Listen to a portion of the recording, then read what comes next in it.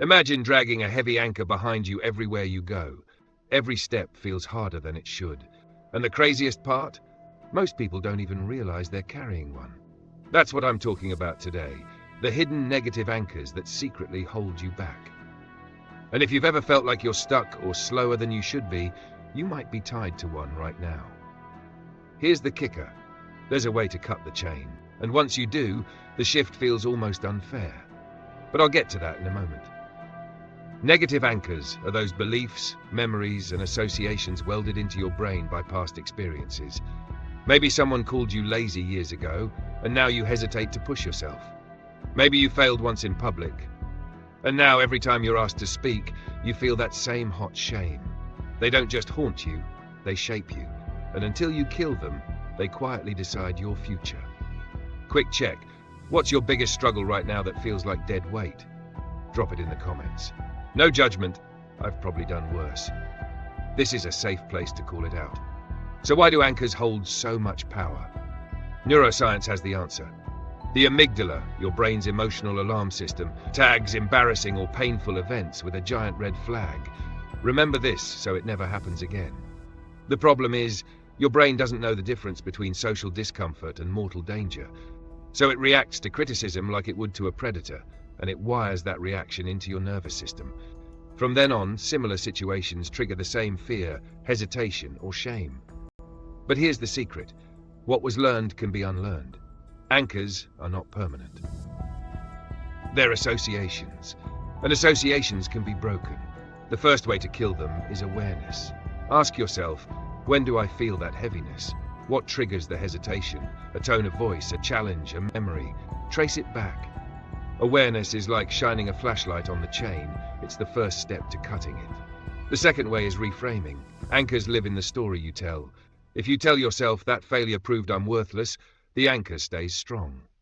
But if you flip the story, that failure was proof I was brave enough to try, the chain weakens. And the more you repeat that reframe, the more the anchor dissolves. The third way is pattern interruption. Anchors depend on repetition. Trigger, emotion, reaction, repeat. To break the cycle, you need to shock the system. That can be as simple as standing up tall, breathing deeply, laughing out loud, even saying something absurd to yourself like, "Nice try, brain, but not today." When you change your physical and mental state in the moment, you teach your body that the old trigger no longer controls you. Think about it like a scratched vinyl record. Every time the needle hits the scratch, the song skips. Pattern interruption is lifting the needle so the song can keep playing. By the way, if you've made it this far, comment, "Still watching." I'm tracking who the real ones are. Now picture this. Your boss asks you to present unexpectedly. Normally, your chest tightens because years ago you bombed a presentation and felt humiliated. That's the anchor. But this time you notice it. You breathe, stand taller, and reframe. This is my chance to share. That tiny interruption weakens the anchor. One interruption leads to another. Eventually the chain breaks. And here's a twist you don't want to miss. There's a technique I haven't told you about yet, one that flips anchors so hard they turn into rocket fuel. I'll explain it soon. But first, let's talk about why reframing is so underrated. Because here's the truth. Killing anchors isn't about erasing memories. It's about changing what those memories mean. That's how you turn dead weight into momentum. Subscribe if you want to catch the anchor flip technique in the next video. I almost forgot to explain it here, but I'll break it down in detail soon. Now here's where things get exciting. Cutting anchors isn't just about stopping the negative. It's about replacing it with something powerful. Because if you leave a chain empty, your mind will go searching for the old weight again. So let me show you how to flip the script and tie yourself to something stronger. And I'll warn you now, this is the part that can feel a little unfair, like hacking your own psychology.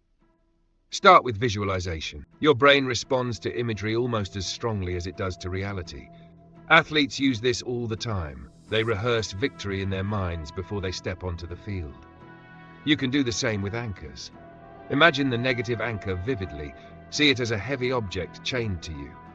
Now picture yourself cutting the chain with a glowing blade. Watch it sink, heavy and powerless, while you rise lighter, taller, freer. Do this enough times and your nervous system learns freedom is the new default. But let's go deeper. Anchors hide in your language. Every time you say, "I'm not confident," or "I always fail," you're pulling the chain tighter. The brain takes those words literally. So change the script. Replace the language. Instead of "I always screw this up," try "I'm learning, I'm improving." Instead of "I'm bad at this," say "I'm building skill here." It sounds simple, but repetition rewires identity. And identity is the strongest anchor of all. Quick question for you. What phrase do you catch yourself saying that you know is an anchor? Drop it in the comments. I guarantee someone else will resonate with it, and calling it out is the first step to breaking it. Now let's talk environment. Anchors often live in places, people, and routines. Maybe every time you sit at a certain desk, you feel the weight of past failures. Maybe every time you see an old friend, you shrink back into your old self. If you don't change your environment, the anchor gets reinforced. That's why redesigning your space matters. Move your furniture. Create a fresh workspace. Surround yourself with people who reflect who you want to be, not who you were. Environment is a silent anchor, and once you reset it, progress accelerates. And here's the secret I teased earlier. The most effective way to kill a negative anchor isn't just to cut it, it's to flip it. Imagine this. The very memory that once made you feel small now becomes the reminder that you are resilient, that you kept going. The criticism that used to sting becomes proof that you're brave enough to put yourself out there. The failure that haunted you becomes the badge of courage that built your future strength. This is anchor alchemy, turning weight into fuel. Think about Michael Jordan. He was cut from his high school basketball team. That could have anchored him to doubt forever. Instead, he flipped it into relentless drive. Every game, every practice, that anchor wasn't dead weight, it was rocket fuel. You can do the same with your own stories. If you're still watching right now, comment "Cut the Chain." I want to see who's serious about this work. Here's how to practice it daily. Step 1. Identify one anchor that's been holding you back. Step 2. Design a pattern interrupt you'll use when it triggers. Breathing, movement, laughter, whatever shifts your state. Step 3. Rewrite the language you use about it. Step 4. Visualize yourself cutting it, flipping it, turning it into strength. And step 5. Repeat, repeat, repeat. Anchors die by neglect. Stop feeding them and they wither. Feed new ones and they grow. Let me be clear. This isn't about pretending bad things never happened. It's about refusing to give them control over who you are today. The anchor can stay in your memory, but it doesn't get to steer your ship anymore. Which brings me to something I almost forgot. There's one sneaky type of anchor that hides in plain sight. It's the anchor of other people's expectations. Sometimes, without realizing it, we live chained to what others think we should be. That can be just as heavy as any failure or criticism. I'll break that one down fully in another video because it deserves its own deep dive. But for now, notice it. Ask yourself, whose voice am I carrying that isn't mine? And when you start cutting those anchors, here's what you'll feel. Lighter, freer, more momentum. Risks won't feel terrifying, they'll feel exciting. Opportunities won't feel out of reach, they'll feel natural. And progress will come faster because you're no longer dragging your past into your present.